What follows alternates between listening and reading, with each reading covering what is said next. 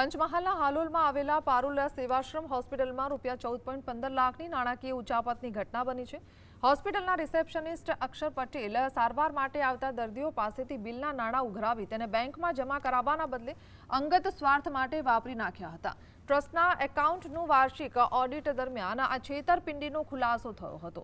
Audit દરમિયાન મોટી રકમની વિસંગતતા જણાતા હોસ્પિટલના ડોક્ટરે અક્ષર પટેલ વિરુદ્ધ પોલીસ ફરિયાદ નોંધાવી છે। હાલ પોલીસે આ મામલે ગુનો નોંધી ઉચાપત કરાયેલી રકમ રિકવર કરવાની પણ કામગીરી શરૂ કરવામાં આવી છે।